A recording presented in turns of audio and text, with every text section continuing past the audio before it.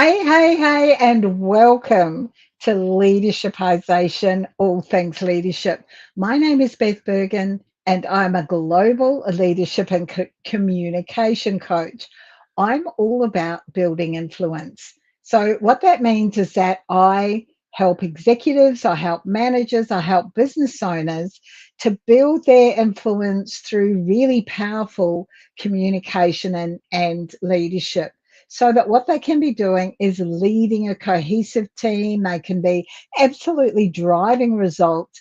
And what they can be doing is increasing their own visibility as a leader, as a human being in both their organization, but also in their industry. Now, I'm here with Leadershipisation, All Things Leadership live most Tuesdays at 1 p.m. Australian Eastern Standard Time. That's Brisbane time, which is 2 p.m. in Sydney and Melbourne, which is Australian Eastern Daylight Time. Now, you will know that I'm all about leadership intelligence and building a toolkit that's going to really service us in our roles as leaders because they're changing all the time. So, one of the things we don't talk about very much is that there are a lot of red flags in leadership, and many of those are likely to be around people. Now, since COVID, we've had, when we had this really quick working from home worldwide experiment that we had no choice but to get involved with. Since COVID, there's been a lot of mix in working from home, working from the office.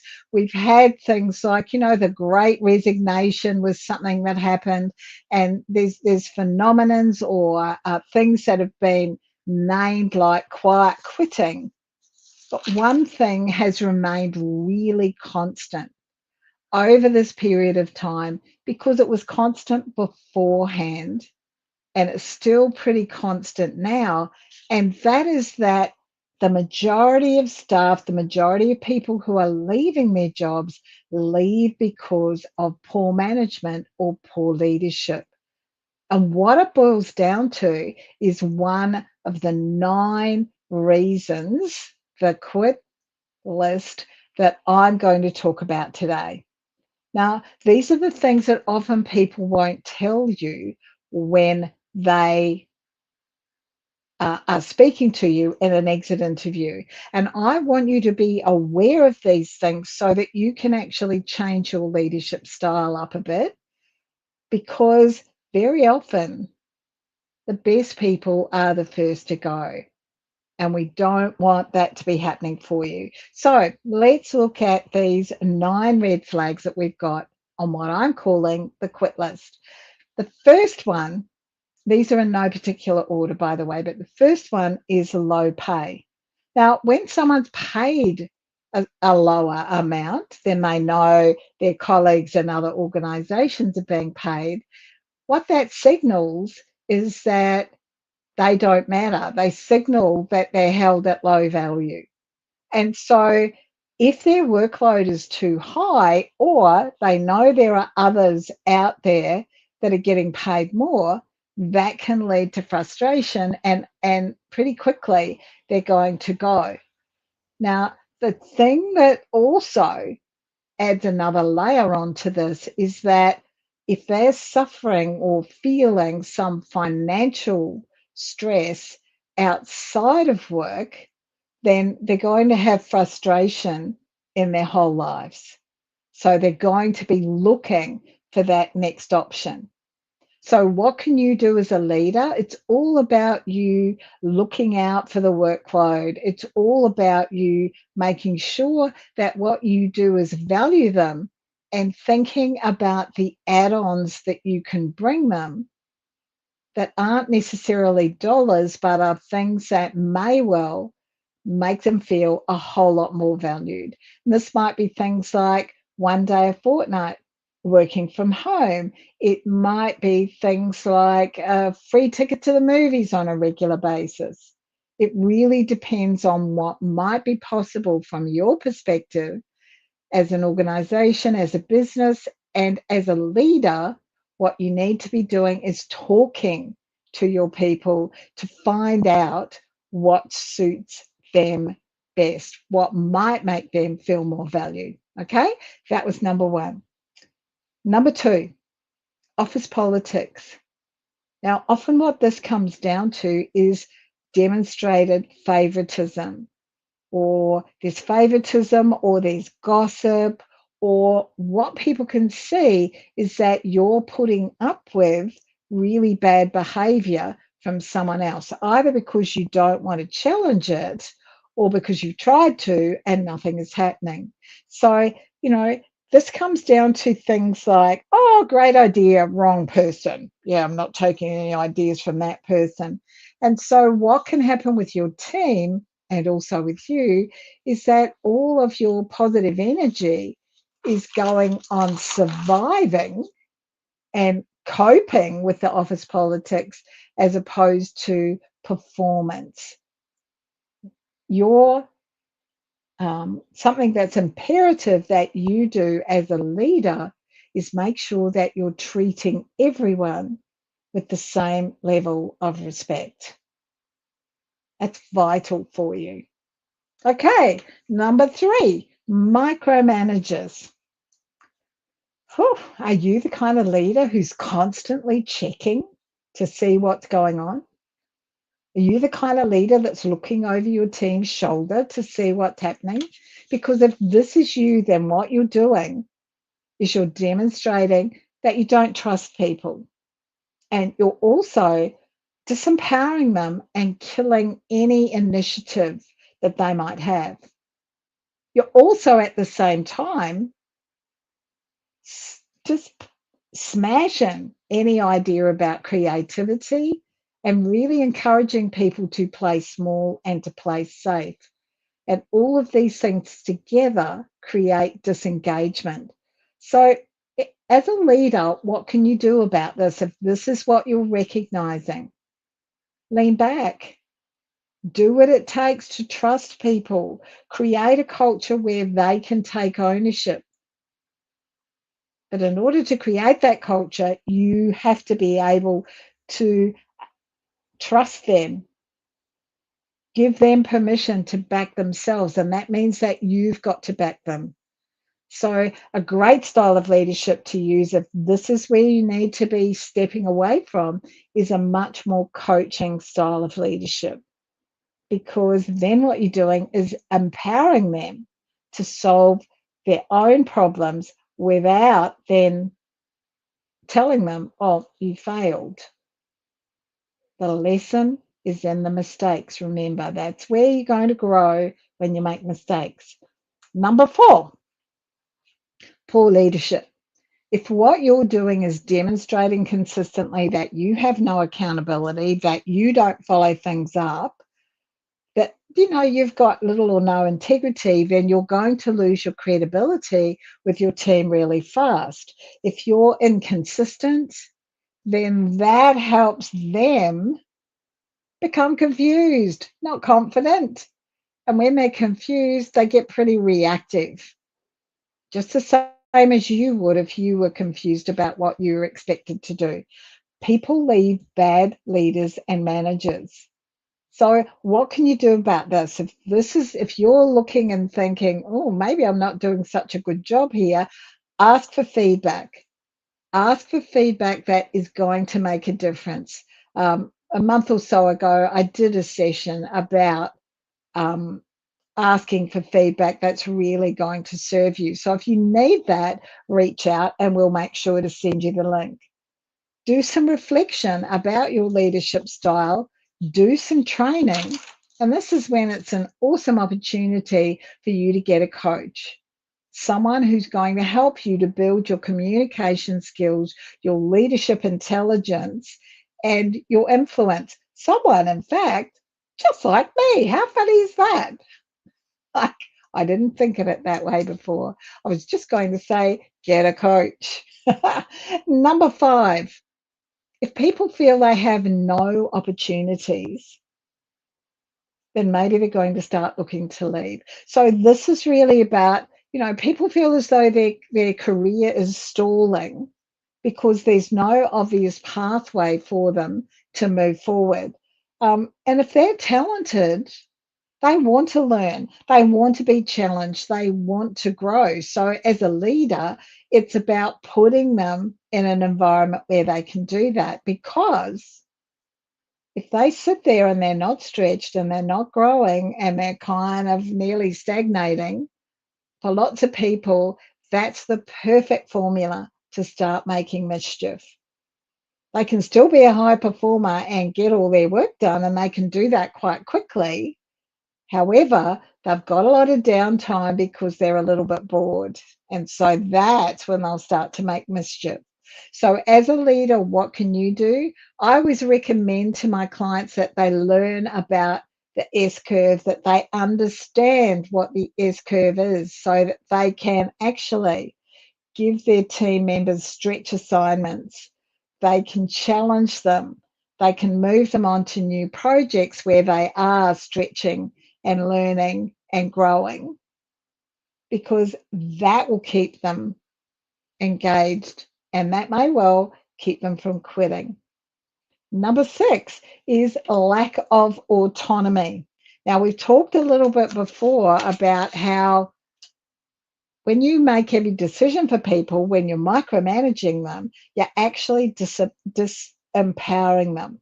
So if what happens is that your style of leadership means that every single decision needs approval from you, that's what you're doing. You're giving them a lack of autonomy. You're disempowering them.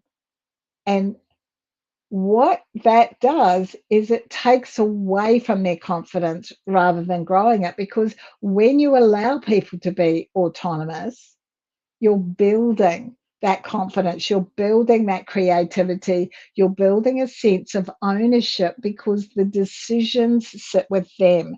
They're taking responsibility. Now, I don't know about you, but certainly in teams that I'm leading, I don't just want people to be compliant. I don't just want them doing what they're told. I want a commitment to what they're doing. And so when I give them autonomy, I get that commitment. So as a leader, what can you be doing? Giving that autonomy, ensuring that people are stretching and growing, and giving them those opportunities, and leaning back and allowing them to learn themselves. You know, one of the things that's really easy for us to forget as a leader is that people aren't going to do things as well as we might do them, because maybe we've done a simple thing 3,000 times and maybe they're only up to their 30th try. They're never going to do it in 30 tries as well as you may be doing it right now. So strip things back, give them the basics, let them grow, let them make mistakes and learn from them, lean back and trust them. Okay, number 7, toxic environment. Boy, oh boy, this is a huge one. And you know what? Very often it's the best people who go early because they're not prepared to put up with this. They've got really good boundaries. And as I said before, if what people see is you tolerating really bad behavior, it's very demotivating for them. So this is all about disrespect. And as a leader, this is where what you've got to do is make sure that there's not silence about what's going on in your team, because silence hides the problem. And often it's fear that creates the silence. So when you see the disrespect, when you see negativity, in your role as a leader, you must address that, address those issues early.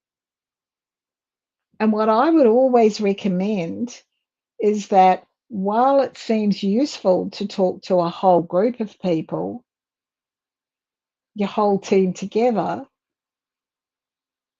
that is something that I would only recommend that you do after you've spoken to everyone individually. because when you speak to people one-on-one, they know that you mean them.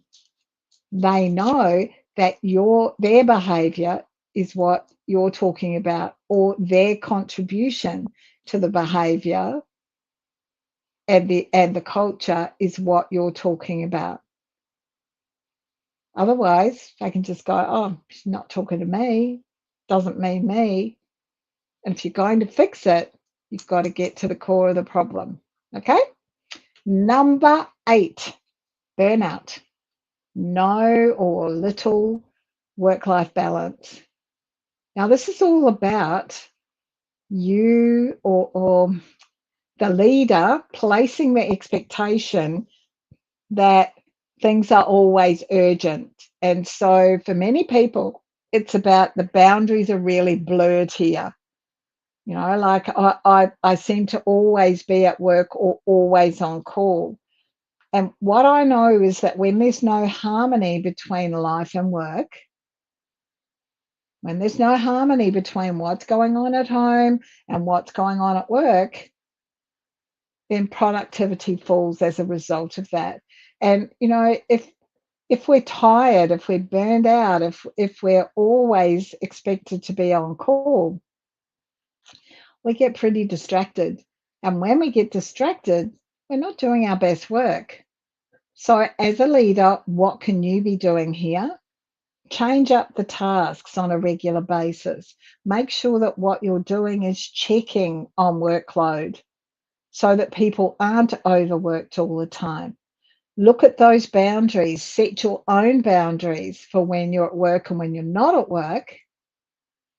Set your own boundaries for how people are contacted and the hours that they're expected to do, and make sure that what you're doing is planning for slower days where you can lean back a bit, days where people can actually do thinking, days when people can catch up. And also plan for time out of the office. Give people some what are often called mental health days or wellness days, yeah? Because you don't want to lose them because you've worked them way too hard. Number 9, this is so simple, but it's so important. No appreciation. You know what? Recognition is free. It doesn't cost anything to tell people how well they've worked. It doesn't cost anything to say thank you to people, because when there's a real lack of gratitude, people feel as though what they're doing is pointless. It's really easy for us to get into this sense of it doesn't matter what I do, not going to keep anybody happy, so I'll just do less than. It's also really important to repeat what's been acknowledged. It's also important to not just tell people once, but tell them over, a number of times. Hey, I really appreciate that you've done that. So, when you're acknowledging it, make sure that they've heard it as well. So, as a leader, what do you need to be doing? It's about, again, noticing what you're noticing. Notice the positives, not the negatives. Like when we're tired, when we're feeling a little bit under the pump, and we're feeling as though everyone is relying on us or there's a lot of pressure on us, it's really easy to notice what's going wrong rather than noticing what's going right. When you notice that people are doing something really well, they're going to repeat that behavior. When you notice that they're doing something not so well, they're like, and that's all you ever notice, they're going to repeat that behavior as well. So make sure that you don't just notice it. Then what you do is actually speak to people. So speak to them. Thank you is awesome. It's so simple. Thank you. I appreciate your input. Something like that goes a real long way to having people feel as though they're appreciated. Now, The thing to remember here is that our staff, our team, are actually experiencing every single day from their perspective. They're experiencing your leadership from their perspective. And so when they leave, it's because from their perspective, things have not been positive. They quit because of the experience that they're having. So if you don't know your team particularly well, if you're not checking out for these red flags, if you're not looking and thinking, what's going on with my team, what's going on with the individuals in my team, then they may be having quite a different experience from what you think they're having. Okay, lots to think about with those 9 red flags. So if you've got questions and comments, pop them on the platform that you're watching this on. If you watch the replay, love it if you would put hashtag replay. If you're watching, and we will get back to you. Now, these 9 red flags are things that you can and should be noticing and addressing as a leader. If you're interested in building up your leadership intelligence, reach out and we'll have a chat about how I might be able to assist you and how potentially we could work together. We'll make sure that we put the link for a 30-minute chat with me in the chat. What am I saying? We'll make sure that we put a link for a 30-minute call with me in the chat. So take advantage of that. In the meantime, be the best leader you can be for the next 7 days. I will see you next week. Bye now.